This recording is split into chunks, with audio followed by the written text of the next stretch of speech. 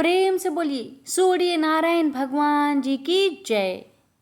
आज आप सभी सुनेंगे रविवार सूरज भगवान की व्रत कथा। कहते हैं कि रविवार व्रत करने से और रविवार की इस कथा को सुनने से सूरज भगवान अपने भक्तों की सभी मनोकामना को पूर्ण करते हैं। तो आइए सुनते हैं सूरज भगवान की पावन कथा। प्रेम से बोलिए जय सूर्यदेव। हे सूरज भगवान, आपकी इस पावन कथा को कहने वाले और श्रद्धा पूर्वक सुनने वाले सभी भक्तों की हर मनोकामना को पूर्ण करना। प्रेम से बोलिए सूरज भगवान की जय। कथा इस प्रकार है। प्राचीन काल में एक बुढ़िया रहती थी। वह नियमित रूप से रविवार का व्रत करती थी। रविवार के दिन सूर्योदय होने से पहले ही उठकर बुढ़िया स्नान आदि से निवृत्त होकर आंगन को गोबर से लीपकर स्वच्छ करती और उसके बाद सूर्य भगवान की पूजा करते हुए रविवार व्रत कथा सुनकर सूर्य भगवान को भोग लगाकर दिन में एक समय भोजन करती थी। सूर्य भगवान की अनुकंपा से बुढ़िया को किसी प्रकार की चिंता एवं कष्ट नहीं था। धीरे धीरे उसका घर धन्य धान्य से भर रहा था। अब होता है ये कि उस बुढ़िया को सुखी होते देख उसकी पड़ोसन उससे जलने लगी। बुढ़िया ने कोई गाय नहीं पाल रखी थी, अतः वह बुढ़िया पड़ोसन के आंगन में बंधी गाय का गोबर लाती थी। पड़ोसन ने अपने दिमाग लगाकर कुछ सोचकर उसने अपनी गाय को घर के भीतर ही बांध दिया। रविवार को बूढ़ी माई को गोबर ना मिलने से वह अपना आंगन नहीं लीप सकी। आंगन ना लीप पाने के कारण उस बुढ़िया ने सूर्य भगवान को भी भोग नहीं लगाया और उस दिन खुद भी भोजन नहीं किया। सूर्यास्त होने पर बुढ़िया भूखी प्यासी सो गई। रात में भगवान ने उन्हें सपना दिया और भोजन ना बनाने और भोग ना लगाने का कारण पूछा तो बुढ़िया ने कहा भगवान को कि गोबर ना मिलने के कारण वो भोजन नहीं बना सकी। तब भगवान ने कहा कि माता, हम तुमको एक ऐसी गौ देते हैं जिससे सभी इच्छाएं पूरी होती है, क्योंकि तुम हमेशा रविवार को गोबर से लीप कर भोजन बनाती हो और भोग लगाकर ही खुद भोजन करती हो। इससे मैं खुश होकर तुम्हें वरदान देता हूँ। सपने में भगवान का यह वरदान पाकर जब बुढ़िया की आँख खुली तो देखा कि आंगन में एक अति सुंदर गौ और बछड़ा बंधे हुए हैं। गाय और बछड़े को देखकर वह खुश हो जाती है और घर के बाहर बांध देती है और खाने को चारा डाल देती है। जब पड़ोसन ने वृद्धा के घर के बाहर अति सुंदर गौ और बछड़े को देखा तो देश भावना से प्रेरित होकर उसका हृदय जल उठा और जब उसने देखा कि गाय ने सोने का गोबर दिया है तो वो गाय का सोने का गोबर ले गई और अपनी गाय के गोबर उसकी जगह रख दिया। रोजाना वह ऐसा करती रही और सीधी साधी बुढ़िया को कानों कान इसकी खबर तक ना होने दी। तब सर्वव्यापी ईश्वर भगवान सूर्य नारायण ने सोचा कि चालाक पड़ोसन की वजह से बुढ़िया ठगी जा रही है, तो उन्होंने शाम के समय अपनी माया से बड़े जोर की आंधी ला दी। आंधी की भय से बुढ़िया ने अपनी गाय को अंदर ही बांध दिया। सुबह जब गाय ने गोबर दिया तो बुढ़िया आश्चर्यचकित रह गई और फिर वो रोजाना अपनी गौ को घर के अंदर ही बांधने लगी। उधर पड़ोसन ने देखा कि बुढ़िया तो गौ को घर के अंदर बांधने लगी है, तो उसका सोने की गोबर उठाने की चाल कामयाब नहीं हो पा रही थी। तो कुछ उपाय ना देखकर पड़ोसन ने सीधे राजा की सभा में जाकर सारी बात बता दी। उसने राजा से कहा कि मेरे पड़ोसन में एक वृद्धा के पास ऐसी गाय है जो आप जैसे राजाओं के पास होना चाहिए, आप ही के योग है। वह गौ रोजाना सोने का गोबर देती है। आप सोने से प्रजा का पालन करिए।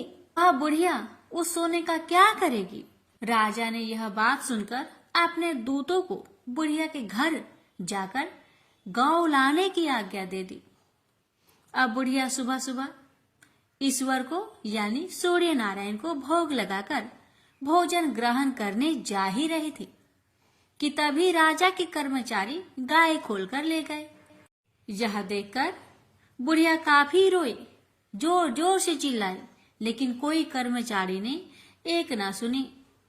उस दिन फिर वृद्धा गौ के वियोग में भोजन ना कर सकी और रात भर रो रो कर सूर्य नारायण से गाय को पुनः पाने की प्रार्थना करती रही। वहीं दूसरी ओर राजा गौ को देखकर बहुत प्रसन्न हुआ और सुबह ही जैसे वह उठा, सारा महल गोबर से भरा दिखाई देने लगा। राजा यह देखकर घबरा गया।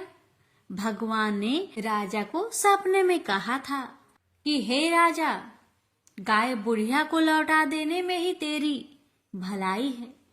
रविवार के व्रत से प्रसन्न होकर मैंने ही उसे यह गाय दी थी। सुबह होते ही राजा ने बुढ़िया को बुलाकर बहुत सारे धन के साथ सम्मान सहित गौ और बछड़ा लौटा दिया। इसके साथ ही पड़ोसन को भी बुलाकर उचित दंड भी दिया। ऐसा करने से राजा के महल की गंदगी दूर हुई और उसी दिन राजा ने नगर वासियों को आदेश दिया कि अपनी समस्त मनोकामनाओं की पूर्ति के लिए रविवार का व्रत रखा करे। प्रेम से बोलिए सूर्य नारायण की जय। हे सूर्य नारायण, जैसी कृपा आपने बुढ़िया माई पर करी, वैसे ही कृपा आपकी कथा कहने वाले, सुनने वाले, हुक्कार भरने वाले सभी भक्तों पर करना और सभी भक्तों की हर मनोकामना को पूर्ण करना। जय सूर्य नारायण। भक्तों, जैसा कि हम सभी ने कभी न कभी कथा में सुना ही है कि एक बार हनुमान जी महाराज ने सूर्य देव को फल समझकर खा लिया था। परंतु क्या आप यह जानते हैं कि बुद्धि निधान होने के बावजूद भी राम भक्त श्री हनुमान जी एक बार सूर्य देव से शिक्षा ग्रहण करने सूर्य लोक गए थे? अगर नहीं जानते तो आइए जानते हैं इस पावन कथा में। भक्तों, यह बात उस समय की है जब हनुमान जी महाराज का भगवान श्री राम से साक्षात्कार नहीं हुआ था। जिज्ञासु होने के कारण अपनी युवा अवस्था में प्रवेश करते ही उन्हें शिक्षा प्राप्त करने की इच्छा हुई और हनुमान जी ने स्वयं श्री सूर्य नारायण भगवान को गुरु बनाने अथवा उनसे शिक्षा लेने का ठान लिया, जिसके लिए वे पवन वेग से उड़ते हुए सूर्य नारायण भगवान के निकट गए। सूरज भगवान की गर्मी से तो हम सभी परिचित है। सूर्यदेव उन्हें आता देख आश्चर्य हो गए और सोचने लगे कि उनकी तपन सहने वाला व्यक्ति साधारण तो नहीं हो सकता। हनुमान ने उनके सम्मुख जाकर उन्हें प्रणाम किया और अपने आने का कारण बताया। पहले तो सूर्यदेव उन्हें पहचान नहीं पाए, परंतु दिमाग पर थोड़ा सा जोर देकर जब उन्होंने सोचा तो वे पहचान गए कि वह यही है जिसने अपने वाले काल में ही मुझे फल समझकर निगल लिया था। भगवान को यह सोच थोड़ा सा भय लगा कि कहीं किसी दिन पढ़ते पढ़ते भूख लगने पर यह मुझे फिर से फल समझकर ना निगल जाए। इसलिए उन्होंने हनुमान जी को पढ़ाने से इनकार कर दिया और बोले, हनुमान, मैं तुम्हें नहीं पढ़ा सकता, क्योंकि मैं तो एक पल के लिए भी नहीं ठहरता। मैं हमेशा प्रवास पर रहता हूँ। ऐसे घूमते घूमते तुम कैसे पढ़ोगे? यह सुन हनुमान जी बोले, गुरुदेव, कोई परेशानी की बात नहीं, मैं भी आपके साथ घूमते घूमते आपसे शिक्षा ग्रहण कर लूंगा। यह सुन सूर्यदेव ने कोई बहाना सोचा और बोले, परंतु तुम मेरे पीछे पीछे चलकर नहीं पढ़ पाओगे, क्योंकि उस अवस्था में तुम्हारी पीठ मेरे सम्मुख रहेगी, जो कि उचित नहीं होगा। इस तरह दोनों ही स्थितियों में तुम्हारा मुख मेरे सामने नहीं हो सकता, तो मैं तुम्हें पढ़ाऊं कैसे? इधर हनुमान जी भी अत्यंत चतुर थे, सो वो बोले, मैं आपके सामने उल्टी अवस्था में चलूंगा और आपसे पढ़ूंगा। यह सुन सूर्यदेव कटाक्ष कर बोले, यह कैसे शिष्य है जो पहले से ही गुरु के आगे उल्टा चलेगा। इस पर हनुमान जी बोले, गुरुदेव, गुरु का तो काम ही होता है उल्टे चलने वाले को सीधा चलना सिखाना, सही राह दिखाना। हनुमान जी के मुख से यह अद्भुत वचन सुनकर सूर्यदेव बहुत प्रसन्न हुए और अंत में उन्होंने पूर्व की सभी घटनाएं भुलाकर हनुमान जी को शिक्षा देने का निर्णय लिया। प्रेम से बोलिए सूर्य नारायण की जय। तो आप सभी तो जानते ही हैं, सूर्य देव के 2 पुत्र हैं, यम और शनि। इसके अलावा उन्हें 2 पुत्रियां भी है, जिनमें से एक का विवाह श्री कृष्ण जी के साथ हुआ था। वह श्री कृष्ण की पटरानी कहलाती है। आज उन्हें संसार में पूजा भी जाता है। पौराणिक कथा के अनुसार सूर्य देव की 2 पुत्रियां थी। एक का नाम कालिंदी था और दूसरे का नाम भद्रा था। कालिंदी बहुत शांत स्वभाव की थी और भद्रा का स्वभाव उग्र था। एक बार कालिंदी ने अपने पिता सूर्य से पृथ्वी पर जाकर तप करने की इच्छा जताई।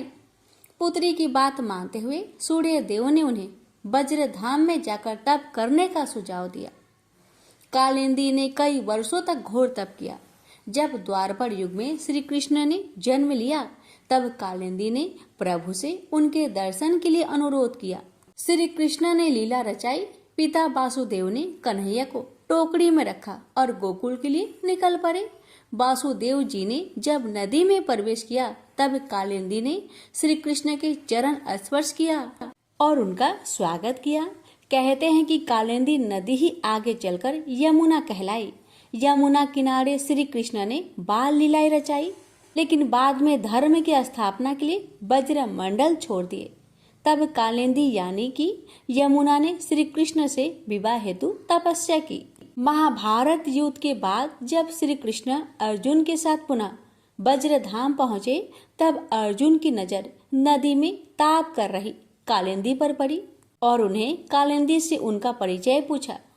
तब कालिंदी ने बताया कि वह श्री कृष्ण से विवाह हेतु तपस्या कर रही है। अर्जुन ने श्री कृष्ण को यह बात बताई। तब श्री कृष्ण ने कालिंदी को कई वर्षों पश्चात उस समय पुनः दर्शन दिए और उनकी तपस्या के वरदान स्वरूप सूर्य देव से कालिंदी का हाथ मांगने सूर्य लोक पहुँचे और इस तरह श्री कृष्ण ने कालिंदी से विवाह किया। कालिंदी आज यमुना नाम से प्रख्यात है और न सिर्फ समस्त ब्रज मंडल में बल्कि जहाँ से भी इनका प्रभाव है वहाँ पूजनीय है। ब्रजवासी तो यमुना को माँ के रूप में पूजते हैं और उनकी जयंती पर उनके जन्म उत्सव को भव्य तौर पर मनाते हैं। श्री कृष्ण की जिन 8 पटरानियों का वर्णन शास्त्रों में मिलता है, उनमें से एक यमुना भी है। मान्यता है कि जो भी व्यक्ति माँ यमुना की पूजा आराधना कर उन्हें प्रसन्न करता है, उस पर श्री कृष्ण की कृपा हमेशा बनी रहती है। प्रेम से बोलिए हरे कृष्ण। यमुना माता की जय। सूर्य नारायण की जय। एक था राजा, एक थी रानी। उनके पास सिपाही, घोड़े, दास दासिया, धन दौलत सब कुछ था। सिर्फ उन्हें संतान नहीं थी। इसी कारण राजा रानी बहुत ही दुखी रहते थे। संतान प्राप्ति के लिए उन्होंने हर तरह का दान धर्म, धार्मिक अनुष्ठान, जप, मंत्र, व्रत, पूजा पाठ किए, लेकिन कोई फायदा नहीं हुआ। अब राजा रानी दोनों ही बुढ़ापे की ओर बढ़ते गए। बुढ़ापे की ओर जैसे ही बढ़ते गए, वैसे ही दोनों गहन सोच में पड़ गए। ये सोचकर कि उनकी कोई संतान नहीं है, तो फिर इतने बड़े राज्य का क्या होगा? कौन बनेगा इस राज्य का वारिस? कौन लेगा प्रजा की जिम्मेदारी? राजा रानी दिन रात इसी चिंता में रहने लगे। उन्हें तो अब खाना पीना भी अच्छी नहीं लगती। एक सुबह की बात है कि राजा के दरबार में एक साधु जी आए तो दासी रानी को इतला करती है। तब वह दासी से कहती है, यह मेरा अंतिम दान धर्म है। इसके बाद मैं अपने हाथों से कोई दान धर्म नहीं करूंगी। रानी चावल भरा छाछ हाथ में लेकर बाहर आती है और साधु की झोली में भिक्षा डालने के लिए आगे बढ़ती है तो उसके चेहरे पर छाई हुई चिंता साधु की दृष्टि में आती है। वह पूछते हैं, क्या बात है रानी साहिबा, क्या हुआ है, आप इतनी चिंतित और उदास क्यों हैं? तब रानी ने साधु महाराज को अपनी सारी व्यथा सुनाई और सिसकने लगती है। उस पर वह साधु कुछ पल गंभीर हो जाते हैं और कहते हैं, चिंता मत करना रानी साहिबा, आपकी संतान होगी, आपकी इच्छा पूरी हो जाएगी, चिंता ना करें, आपकी कोख से एक पुत्र जन्म लेगा, मात्र वह 14 साल तक ही आप लोगों को मिलेगा, उसके आगे वह इस मृत्यु लोक में नहीं रह पाएगा। इससे बढ़कर आपको कुछ देना मेरे लिए संभव नहीं है। अपनी बात पूरी करते उसने अपनी झोली में हाथ डाला, थोड़ी सी भाभूत निकालकर रानी को दे दी और कहा, आप और महाराज दोनों इसे बांटकर ग्रहण करना, आपको जल्दी ही पुत्र प्राप्ति होगी। इतना कहकर साधु अपनी राह में चले गए। उनके जाने के बाद रानी सोचने लगी, 14 साल तो 14 साल ही सही, उतने समय के लिए हमें पुत्र तो मिलेगा, यही काफी है। उतने साल तक मैं उसे जी जान से बड़ा करूंगी, उसे ढेर सारा लाड़ दुलार करूंगी, अपनी संतान की हर मुरादे को पूरी करूंगी। उस रात अपना सारा राजकाज खत्म करके राजा जब रानी के महल में गए तो रानी ने क्या किया कि राजा को सारी बात बताई जो साधु जी ने उन्हें बताया था। रानी ने साधु की दी भभूत राजा को दिखाकर बोली, साधु महाराज ने यह भभूत हम दोनों को ग्रहण करने को कहा है। राजा बोले, इतना दान धर्म किया, जब तब किया, कोई फल नहीं मिला, अब इस भभूत से हमें संतान प्राप्ति होगी, ऐसा है क्या? उस पर रानी बोली, जब इतना सब कुछ किया तो अब यह भी सही करके देख लेते हैं। आप बेमतलब की उस साधु के क्रोध को क्यों हम बुलावा दे? राजा को अब किसी पर विश्वास नहीं था, लेकिन पत्नी को दुख न पहुँचे इसलिए वह राजी हो गए। राजा राजी हो गया तो फिर क्या होता है कि राजा रानी दोनों नहाते धोआते हैं, फिर अपने अपने भगवान का स्मरण करते हैं, अपने पुरखों को स्मरण करते हैं और उस साधु महाराज का नाम स्मरण करके वह भभूत बांटकर दोनों खाते हैं। उसके बाद दोनों निश्चिंत होकर सो जाते हैं। तो कुछ दिन गुजर जाते हैं और साधु द्वारा कहे अनुसार रानी गर्भवती हो जाती है। उस पर राजा रानी दोनों की खुशी का गमन नहीं समाती। राजा रानी से बोला, महारानी सचमुच साधु महाराज की कृपा हो गई। समय बीतते गया, 9 महीना पूरा हो गया तो रानी ने एक सुंदर गोरे पुत्र को जन्म दिया। राजा ने बड़ी धूमधाम से पुत्र का नामकरण किया। सारे राज्य में 8 दिन तक अन्य सत्कर्म रखा, उत्सव मनाया गया। अब पुत्र की कुंडली देखने के लिए राज्य के सबसे विद्वान पंडित जी को बुलाया। पंडित जी आते ही कुंडली देखकर बड़े चिंतित में पड़ गए और कहने लगे, महाराज हमारा राजपुत्र सिर्फ 14 साल तक हमारे पास रहेगा। राजा को इस बात की भनक थी ही, रानी को भी साधु महाराज की बात याद थी। दोनों पति पत्नी चुपचाप रहते हैं। उसके बाद राजा और रानी बड़े लाड़ प्यार से बेटे की परवरिश करते हैं, उसकी हर ख्वाहिश पूरी करते हैं। थोड़े समय के लिए ही सही भगवान ने संतान की अपनी मुरादें पूरी कर दी। इसे वे समाधान मानते थे। राजपुत्र दिन प्रतिदिन बड़ा होता है। जब वह 7 साल का हो जाता है तो राजा एक अच्छे गुरु की नियुक्ति करके उसे पढ़ाई लिखाई, राज्य शास्त्र, शास्त्र विद्या, घोड़सवारी इत्यादि 12 विद्याओं का शिक्षण देते हैं। जब वह सब शास्त्र विद्या में पारंगत हो जाता है और 12 साल की उम्र का हो जाता है तब एक अच्छी सी राजकन्या खोजकर उसकी शादी कर दिया गया। शादी के 2 साल बीत जाते हैं, बेटा 14 साल का हो जाता है। एक दिन राजपुत्र राजा से बोला, पिताजी, मैं अपना सारा राज्य घूमकर देखना चाहता हूँ। आज तक मैंने सिर्फ इस राजबाड़े के अतिरिक्त कुछ नहीं देखा है। बेटे की बात सुनकर राजा बड़ी चिंतित हुए, क्योंकि पुत्र को 14वां साल शुरू हो गया था।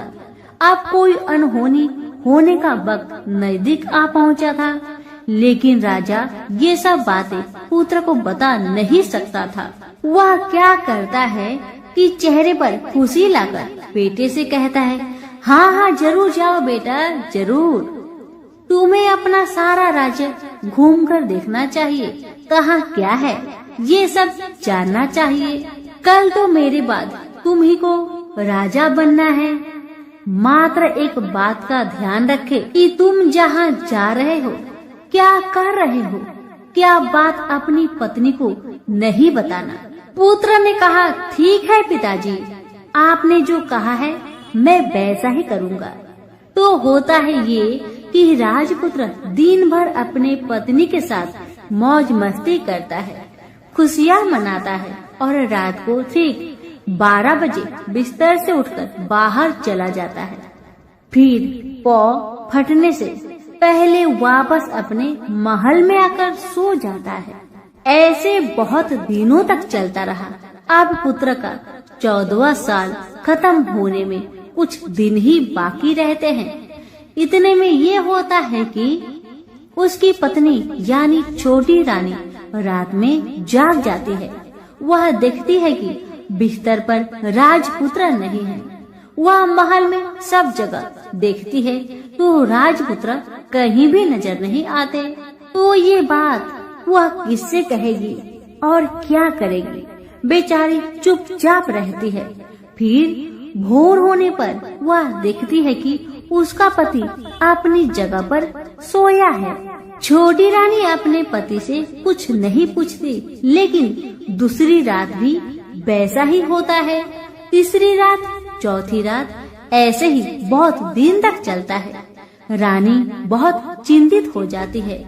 पति रात को जाता कहाँ है, किससे मिलने जाता है? छोटी रानी के मन में ढेर सारी सवाल उमड़ जाते हैं, लेकिन छोटी रानी को राजकुमार से सवाल करने में डर लगता था। शायद उसका पति गुस्सा हो बैठे। सास ससुर से पूछने के बारे में सोचा तो उसकी कुल मर्यादा बीच में आ जाती थी। इसी तरह मन ही मन में बेचैन रहती थी। इस हालत में उसे खाने पीने में दिलचस्पी नहीं होती थी। वह दुबली पतली हो जाती है। उसी राज्य में एक फूल बेचने वाली एक बूढ़ी मालिन रहा करती थी। वह हमेशा छोटी रानी को फूल देने उसके महल में आती थी। उस बुढ़िया का ध्यान छोटी रानी पर जाता है। वह उससे पूछती है, बेटी तुम्हें किस बात का दुख है? तुम इस तरह सूख कर काटा क्यों बनी जा रही हो? उस पर रानी कहने लगी, क्या बताऊं बूढ़ी अम्मा, तुम्हारा राजपुत्र हर रात बिस्तर पर से उठकर कहीं और चला जाता है और सुबह भोर होते ही वापस आकर सो जाता है। वह कहाँ जाता है? प्रेमिका से मिलने जाता है क्या? यह सोचकर मैं अन्न जल ग्रहण नहीं कर पाती और सूख सूख कर इस तरह कांटा बन गई हूँ। बुढ़िया सब बात सुनकर उसे एक उपाय बताती है और कहती है, बेटी तुम ऐसा ही करना, आज रात तुम सोना मत, उसके पीछे जाकर देखना कि वह कहाँ जाता है, क्या करता है, उसकी अच्छी तरह से पहरेदारी करना। इस पर छोटी रानी ने कहा, मुझे नींद आ गई तो मैं क्या करूँगी। तब बूढ़ी अम्मा ने कहा, तुम्हें नींद न आए इसलिए एक काम करना, अपने बाएं हाथ की उंगली में एक जख्म करना, उस पर थोड़ी सी मिर्च छिड़कना, उससे तुम्हें बड़ी जलन होगी और उस पीड़ा से तुम्हें रात भर नींद नहीं आएगी। रानी बुढ़िया के कहे अनुसार करती है। उंगली की जलन से उसे बड़ी देर तक नींद नहीं आती, लेकिन बाद में वह सो जाती है। दूसरे दिन सुबह बुढ़िया फूल लेकर उसके महल में पहुंचती है और पूछती है, क्या हुआ बेटी, देख पाई? क्या तुम्हारा पति कहाँ जाता है? रानी कहने लगी, नहीं अम्मा, पहले कुछ समय जलन के कारण मुझे नींद नहीं आई, पर कुछ देर पश्चात मैं सो गई थी। बुढ़िया कहने लगी, कोई बात नहीं, आज तुम उंगली पर पहले से थोड़ा ज्यादा जख्म करना और ज्यादा मिर्च लगाना। बूढ़ी अम्मा के कहे अनुसार छोटी रानी ने वैसा ही किया, परंतु वह सिर्फ पति के बिस्तर से उठकर बाहर निकलते वक्त जाग पाई थी। वह उसके पीछे नहीं जा सकती क्योंकि उसकी आंखें उस समय तक मुद गई थी। दूसरे दिन सुबह बूढ़ी अम्मा आई तो उसने पूछने से पहले ही छोटी रानी ने बूढ़ी अम्मा को रोक कर कहा, अम्मा, मैं आज भी उनकी पहरेदारी ठीक तरह नहीं कर पाई। बुढ़िया कहती है, रोना नहीं बेटी, सब कुछ ठीक हो जाएगा। तुम आज रात जख्म और बड़ा करना और उस पर ज्यादा से ज्यादा मिर्च छिड़कना। और एक काम करना बेटी, वह जब जाने के लिए निकलता है तो उसका रास्ता रोकना। बुढ़िया ने जैसा बताया रानी ने वैसा ही किया। आज रात उसे नींद नहीं आती। अब जैसे ही रात के 12 बजे राजकुमार बिस्तर से उठकर जब महल से निकलने लगे तो बुढ़िया के कहे अनुसार रानी ने वैसा ही किया। दौड़कर जाकर अपने पति का रास्ता रोककर कहने लगी कि कहाँ जा रहे हो, किससे मिलने जा रहे हो, मुझे बताओ। राजपुत्र उसे समझाने की बहुत कोशिश करता है। देखो, अगर मैंने तुम्हें वह बताया तो मैं तुम्हें दोबारा नहीं मिल पाऊंगा। पत्नी कहने लगी, कोई बात नहीं, न मिल पाओ, लेकिन आप रात के समय कहाँ जाते हो ये मुझे पहले बताओ। अब राजपुत्र निरुपाय हो जाता है। पत्नी की जिद के आगे उसकी एक नहीं चल पाती। ठीक उसी समय उसका 14वां साल खत्म होकर 15वां साल लगने वाला था। जो होता है वह हो जाने दो, वह सोचता है। कुछ चावल मंत्रों से सिद्ध करके पत्नी को देकर कहता है, इन चावलों के दानों को दोनों हाथों की मुट्ठी में पकड़ना। पहले दाएं हाथ में पकड़े चावल मेरे ऊपर फेंकना, मैं कौन हूँ तुम्हें पता चल जाएगा। बाद में बाएं हाथ में पकड़े चावल मेरे ऊपर फेंकना, मैं जैसा था तुम्हें मिल जाऊंगा। लेकिन यदि तुम बाएं हाथ के चावल मेरे ऊपर फेंकना भूल गई तो मैं तुम्हें कभी नहीं मिल पाऊंगा। राजकुमारी ने कहा, मैं नहीं भूलूंगी। रानी बड़े आत्मविश्वास के साथ कहकर दाएं हाथ में पकड़े चावल पति के ऊपर फेंक दिया तो राजपुत्र एकदम एक विशाल घोड़ा बन जाता है। एकदम उद्यमा सफेद गर्दन पर लंबी आयल, देखते देखते वह तेजी से दौड़ने लगता है। रानी उस घोड़े को एकदम आश्चर्य से देखने लगती है और पति ने बाएं हाथ के चावल फेंकने की जो बात कही थी वह भूल जाती है। उसकी आंखों के सामने घोड़ा महल से बाहर निकलकर चला गया। घोड़ा जो महल से बाहर गया तो वह वापस नहीं आया। अब रानी को बड़ा पश्चाताप हुआ। वह स्वयं को कोसने लगी, लेकिन अब कोई फायदा नहीं होने वाला था। राजपुत्र अब वापस नहीं आने वाला था। सुबह होते ही महाराजा महारानी को सब बात पता चली। उन्हें बहुत दुख हुआ। वे बिस्तर पकड़ते हैं और राह देखते हैं कि एक दिन उनका बेटा वापस आ जाए। इस तरह 1 महीना गुजरा, 2 महीने गुजरे, 3 महीने गुजरे, आखिर 6 महीने पूरे हुए। राजपुत्र का कोई आता पता नहीं लगा। प्रधान राजपुत्र को ढूंढने के लिए राज्य के गांव-गांव सिपाही भेजा गया, लेकिन उन्हें कोई सफलता नहीं मिली। इधर रानी अपनी हठ के कारण पति गायब हो गया, यह सोचकर स्वयं को मन ही मन कोसती रही और प्रण लेती है कि कुछ भी करके पति को ढूंढ लाएगी और उसे वापस घर ले आएगी। एक दिन वह सुबह उठकर सास ससुर के महल में जाती है और कहती है कि मैं अपने पति की खोज में जा रही हूँ। महाराजा महारानी को और क्या चाहिए था, बस उनका बेटा उन्हें वापस मिल जाए। बहू को उन्होंने अनुमति दे दी और कहा कि बेटी तुम्हें जहाँ जाना है जाओ, जो करना है करो, पर मेरा बेटा को लेकर ही वापस आना। भगवान तुम्हें कामयाबी दे। अब रानी क्या करती है कि अपना शाही भेष बदलकर एक सेठानी बन जाती है। कुछ दास दासियों को, कुछ नौकरों को साथ में लिया, कुछ सामान साथ लिया और राज्य की सीमा पर जाकर वहाँ एक भोजनालय खोल दिया। वह आने वाले सब यात्रियों को खाना मुफ्त में देने लगी। मात्र एक शर्त रखी कि खाने वालों को उसकी देखी कोई अजीब चीज उसकी मालकिन को यानी राजकन्या को बतानी पड़ेगी।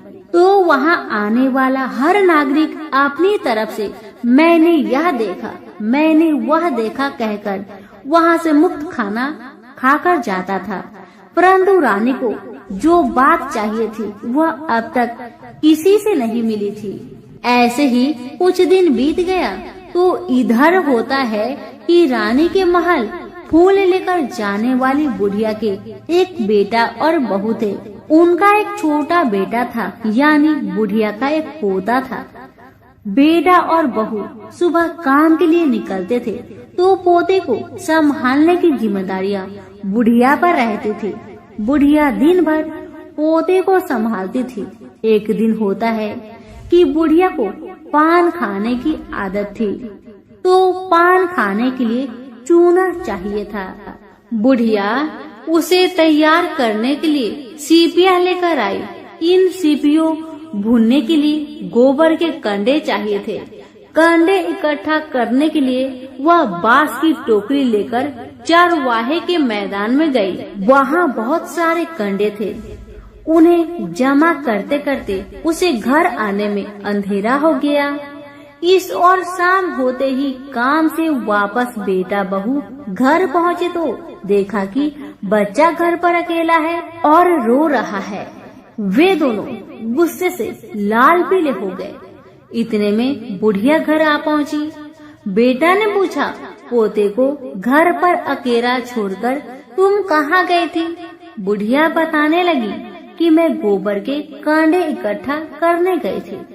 इस पर बेटा बोला, दोबारा बच्चे को अकेला घर पर छोड़कर यदि कहीं गई तो मैं तुम्हें बहुत पीटूंगा।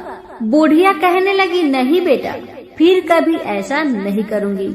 लेकिन दूसरे ही दिन बुढ़िया वह बात भूल गई और फिर चरवाहे के मैदान पर कंडे इकट्ठा करने चली गई।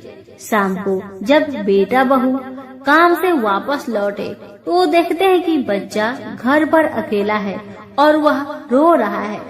अब उसके बेटे की सहन शक्ति खत्म होने लगी और बुढ़िया के वापस आने पर उसे घर से निकाल दिया। बुढ़िया रात भर घर के बाहर अंधेरे में बैठी रही और सुबह होते ही हाथ में टोकरी लेकर कंडे इकट्ठा करने के लिए निकल गई। उस दिन उस पर कंडे इकट्ठा करने का मानो पागलपन सवार था। कंडे इकट्ठा करते करते जब अंधेरा छा गया उसे मालूम ही नहीं चला। उसे जब ध्यान आया तो गांव का रास्ता भी ठीक तरह से दिखाई नहीं दे रहा था। वह अंधेरे में आंखें फाड़कर देखती है, किसी तरह आगे निकल पड़ी। तो क्या होता है कि एक कपिला गाय छन छन की आवाज करते, गले की घंटी बजाते ठुमुक ठुमुक कर उस मैदान पर आ गई। उसे देखकर बुढ़िया सोचने लगी कि इस गाय के पीछे पीछे जाऊंगी तो गांव तक पहुंच जाऊंगी। तब बुढ़िया उसके पीछे पीछे जाने लगी। वह गाय क्या करती है कि उस मैदान से लेकर एक एक करके 6 मैदान पार करती है। आखिर में वह 7वें मैदान पर पहुंचती है। तो वहाँ क्या होता है कि उस मैदान पर एक बड़ा सा पत्थर है। गाय जाकर उस पत्थर को अपना सींग मारती है। सींग मारा तो वह पत्थर टूट गया और हट गया और पाताल में नीचे जाने की सीढ़ियां दिखाई देने लगी। तब वह गाय उन सीढ़ियों से नीचे जाने लगी। बुढ़िया वह सब देखती रही और झट जाकर गाय की पूंछ को पकड़ लिया। पूंछ पकड़कर वह गाय के साथ नीचे पाताल पहुंच गई। पाताल में पहुंचते ही तुरंत गाय की पूंछ छोड़ दी और इधर उधर देखने लगी। वहीं से बुढ़िया ने देखा कि पाताल में सब जगह जगमगाहट है, दिया दीप जलते हैं और तेज रोशनी गाय के ऊपर पड़ रही है और वहाँ अद्भुत घटनाएं घटने लगी। गाय के नीचे जाते ही उसके गले में अपने आप सांकल पड़ गई और छमछम करके कोई दूधारी में गाय का दूध दुहने लगी। लेकिन जो भी कोई वह कर रहा है वह मात्र दिखाई नहीं दे रहा। बुढ़िया बहुत घबरा गई, कहाँ आकर फंस गई। वह सोचने लगी कि और यहाँ वहाँ छिपने के लिए जगह ढूंढने लगी, लेकिन उसे कहीं भी जगह नहीं मिली। हर जगह उजाला ही उजाला था। तो वह जो एक कोने में खड़ी रह गई और जो कुछ सामने हो रहा था उसे चुपचाप देख रही थी। कुछ पल के बाद वहाँ झट से एक उम्दा सफेद घोड़ा आया। वहाँ 2 कुंड थे। उसमें से एक कुंड में उस घोड़े ने छलांग लगाई और ऊपर आ गया। अब उसे राजपुत्र का रूप प्राप्त हो गया। राजपुत्र बनने के बाद उसने दूसरे कुंड के पानी में स्नान किया। वहाँ रखे नए कपड़े पहने। नजदीक ही एक सुंदर पलंग था, उस पर आकर बैठ गया। उसके सामने अपने आप 5 पकवानी की थाली आ गई, दूध की एक प्याली आ गई, 5 सुपारी आ गई। उसके सामने एक दिया जलता रहा।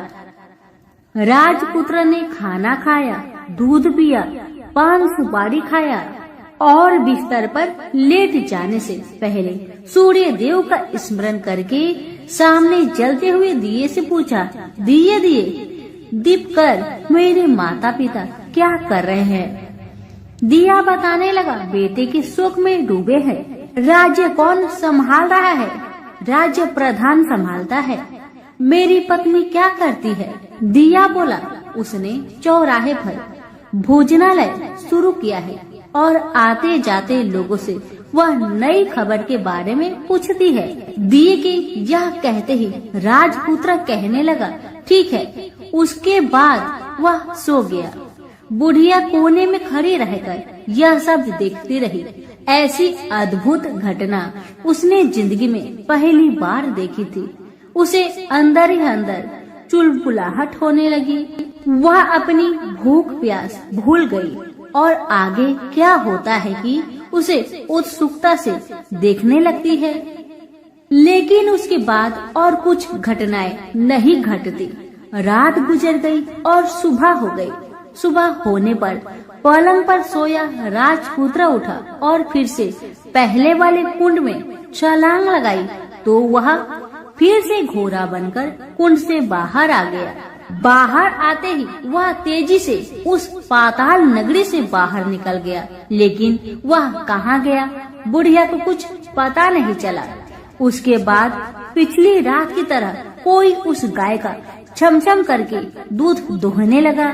जैसे ही दूध दुहाना खत्म हुआ, उसके गले की साकल अपने आप खुल गई और वह गाय तेजी से ऊपर जाने लगी, सीढ़ियां की ओर भागने लगी।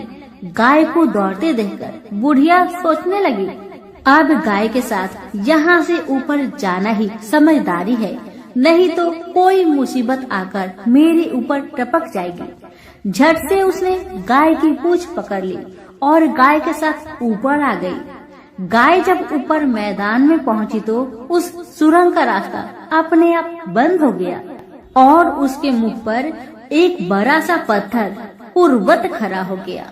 ऊपर आकर वह गाय जंगल की ओर निकल गई तो इधर बुढ़िया एकदम बावली सी हो गई।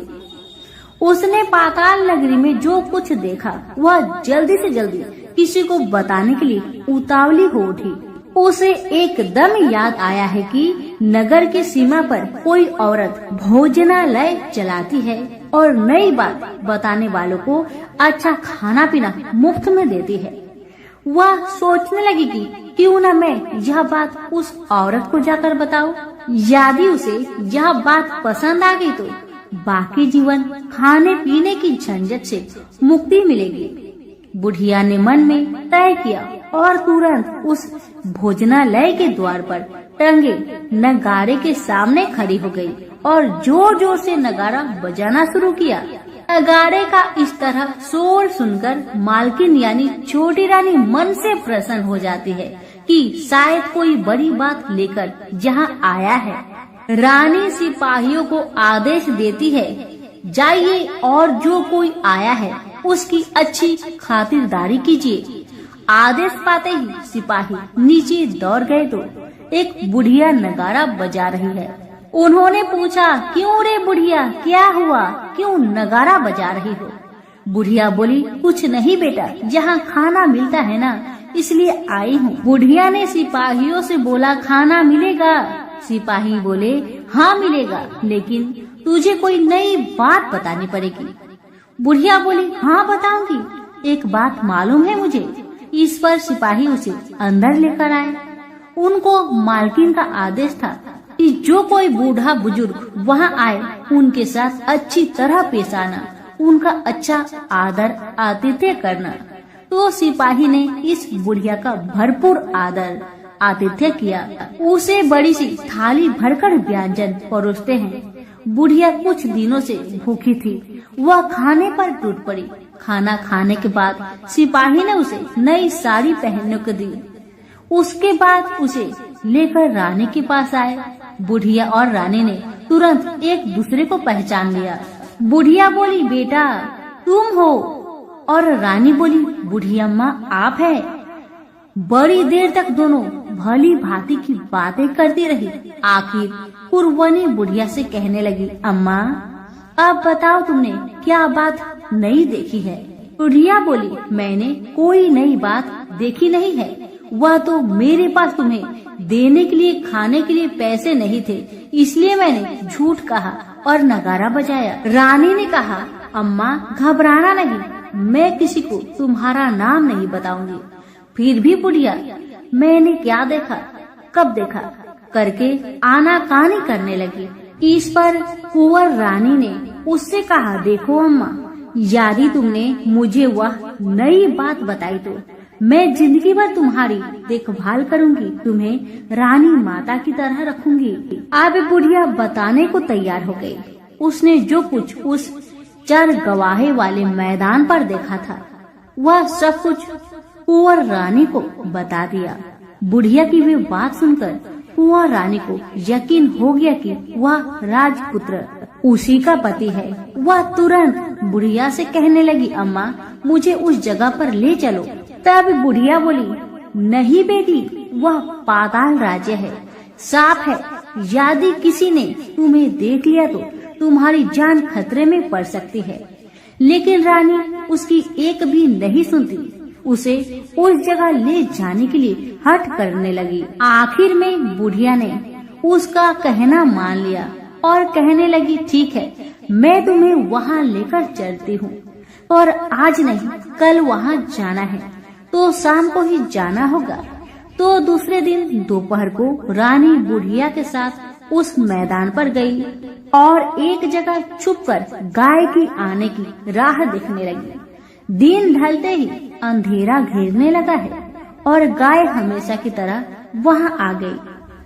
मैदान के उस कोने में जाकर उसने पत्थर पर सींग मारा तो झट से पत्थर हटकर वहां सुरंग में जाने का रास्ता खुल गया।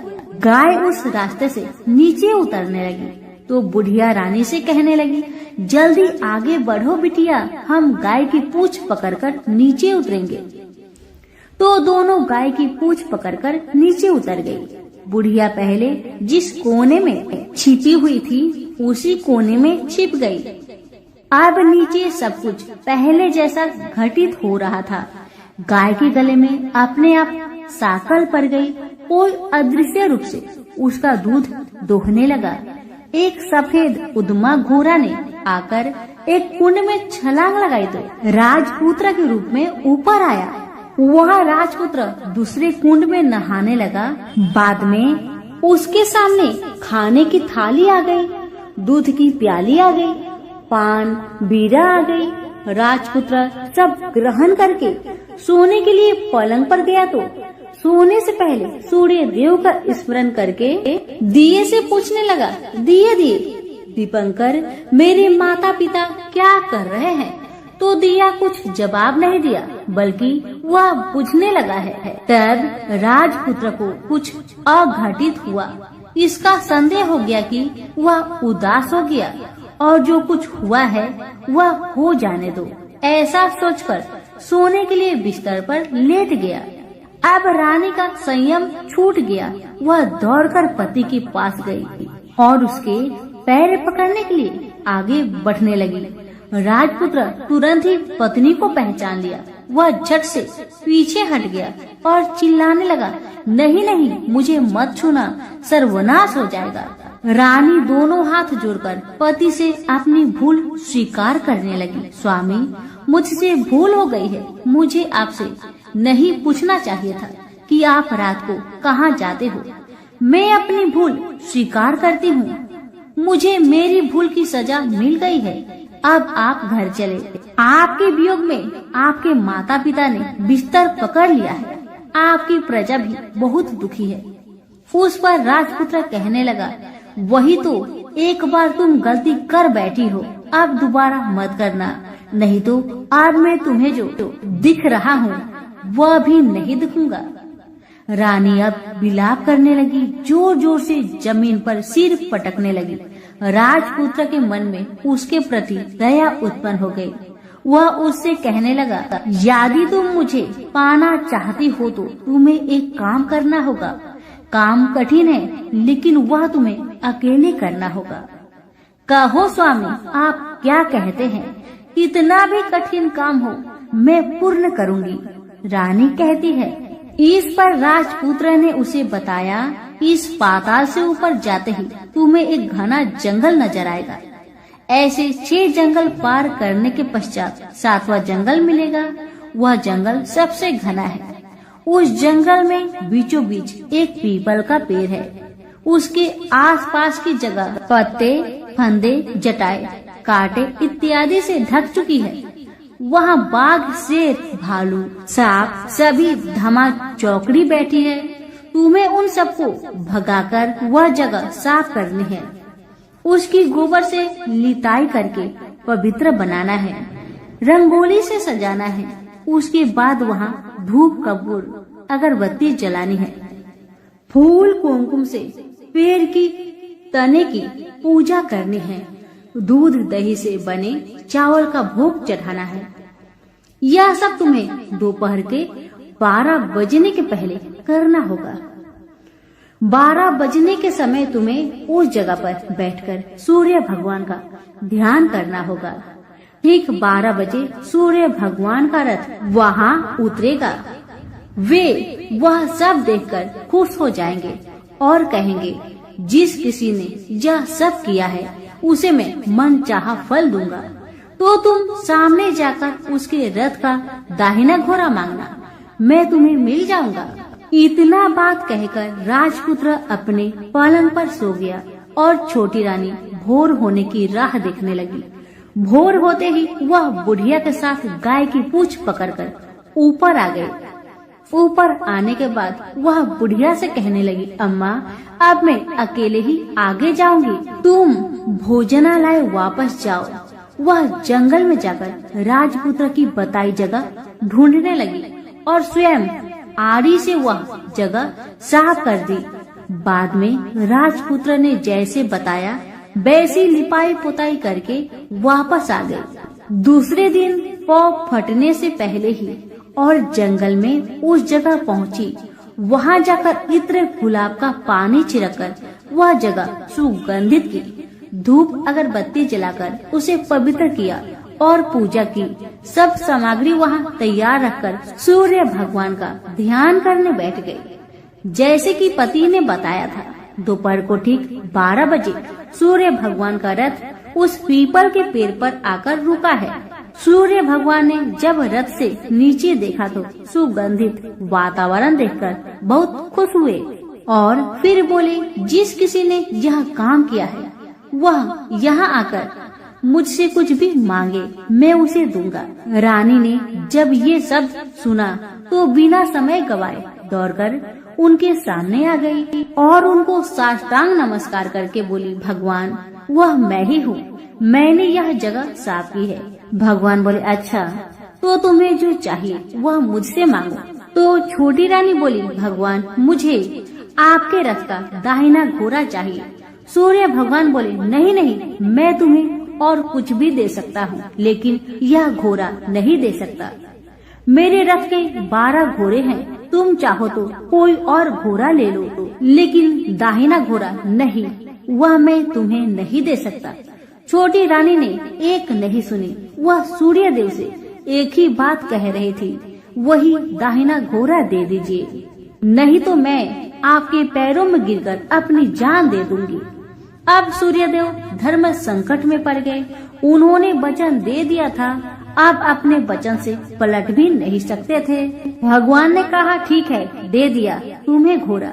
सूर्य देव ने कहा, फिर एक बात और भी कही, देखो मैंने तुम्हें घोड़ा तो दिया है, लेकिन वह तुम्हें यहाँ नहीं मिलेगा, तुम्हें उसे पाताल में जाकर लाना होगा। रानी बोली, पाताल में ही क्या भगवान, मैं उन्हें पाने के लिए कहीं भी जा सकती हूँ। रानी को वचन देकर सूर्यदेव अपने मार्ग से चले गए और इधर रानी जंगल से अपने भोजनालय में आ गई। फिर वह बुढ़िया को लेकर उस मैदान पर आ गई। जल्दी ही शाम हो गई। शाम होते ही वहाँ वह गाय आ गई और उसने सींग मारकर सुरंग का पत्थर हटाया तथा नीचे उतरने लगी। रानी और बुढ़िया जल्दी जल्दी उसकी पूंछ पकड़कर नीचे उतर गए। नीचे पाताल में सब घटनाएं पहले की तरह ही घटने लगी। घोड़े का एक कुंड में नहाकर राजपुत्र बन जाना, नहा धोकर पलंग पर जाकर बैठना, तो उसे खाने की थाली, दूध की प्याली आना, पान पीरा आना। लेकिन आज एक बात नई घटी। आज 2-2 थाली, 2-2 दूध की प्याली, 2-2 पान पीरे उसके सामने आए। वह कुछ नहीं बोला। अपने हिस्से की थाली खाकर, दूध पीकर और पान पीरा चबाकर वह सोने चला गया और हमेशा की तरह दिए से पूछने लगा, दिए दिए दीपंकर, मेरे माता पिता कैसे हैं? दिया बताने लगा, वे दोनों तुम्हारे शोक में मरने की स्थिति में पहुंच गए हैं। राजकुमार ने कहा, ऐसा? झट से उसकी आंखों से आंसू टपकने लगे। फिर वह पूछने लगा, दिए दिए दीपंकर, मेरा राज्य कौन चला रहा है? दिया बोला, तुम्हारा राज्य प्रधान चला रहा है और वह सब कुछ हड़प चुका है। वह प्रजा पर बहुत अत्याचार कर रहा है। सुनकर राजपुत्र को बहुत गुस्सा आया। वह गुस्से से अपनी मुट्ठी भींचने लगा। अब वह पूछने लगा, दिए दिए दीपंकर, मेरी पत्नी क्या कर रही है? अब दिया कुछ नहीं बोला, चुपचाप रहा। अब रानी का संयम जवाब दे गया। वह दौड़कर पति के गले लग गई। अब मैं तुम्हें मिल गया, राजपुत्र कहने लगा। सच कहते हो, अब आप फिर से घोड़ा तो नहीं बनोगे ना? पत्नी ने कहा। पति ने कहा, नहीं, दोबारा घोड़ा नहीं बनूंगा मैं। तुमने जो इतने सारे कष्ट उठाए हैं मुझे पाने के लिए, इसलिए सूर्य देव ने मुझे सदा के लिए घोड़े के जन्म से मुक्त कर दिया है। राजपुत्र ने बड़े प्यार से कहा और उसे गले लगाया। उसके आंसू पोंछे। कुछ देर पश्चात भोर हो गई तो गाय की श्रृंखला टूटकर वह ऊपर भूलोक पर जाने लगी। रानी, राजपुत्र और बुढ़िया उसकी पूंछ पकड़कर ऊपर आ गए। ऊपर आने पर वे सीधे भोजनालय में पहुँचे। वहाँ का सब सामान लोगों में बांट दिया और उसको ताला लगाकर अपने राज्य में लौट गए। राजपुत्र वापस आता और उसके तेवर देखकर प्रधान घबरा गया। राजपुत्र ने उसे बंदी बनाकर कैद खाने में डाल दिया और राज्य की बागडोर अपने हाथ में ले ली। उसके बाद वह अपने माता पिता को मिलने उनके महल में गया। तब राजपुत्र क्या देखता है कि उसके माता पिता उसके शोक में सिर्फ पंजर बने हुए हैं। पुत्र को वापस आया देखकर मरणासन राजा रानी की आंखों से टप टप आंसू बहने लगे। इन दोनों ने पुत्र को गले लगाया, उसे प्यार से सहलाया। इतना होने के बाद उनके सेहत में एकदम सुधार आने लगा। वे अब बिस्तर से उठकर बैठ गए। पुत्र को आशीष देने लगे। राजपुत्र के आने की खबर तुरंत राज्य भर में फैल गई। प्रजा खुशी से फूली नहीं समाई। प्रजाजन राजमहल के सामने इकट्ठे हो गए। राजपुत्र ने भी उन्हें दर्शन दिए और आज से उन्हें कोई दुख नहीं पहुंचाएगा, ऐसा वचन भी दिया। अब राजा अपने पुत्र का राज्य अभिषेक करके उसे सिंहासन पर बैठाता है और बहू को महारानी का दर्जा देता है और स्वयं अपनी पत्नी के साथ ईश्वर स्मरण करते हुए खुशी से दिन बिताता है। महाराज बना राजपुत्र अच्छी तरह से राज्य चलाने लगा और अपनी पत्नी के साथ सुख शांति से जीवन बिताने लगा। उस बुढ़िया को रानी ने अपने ही पास रख लिया। उसकी अच्छी तरह से देखभाल करने लगी। बुढ़िया और उसके बुढ़ापे के दिन खुशी से गुजरने लगे। तो प्रेम से बोलिए सूर्य भगवान की जय हो।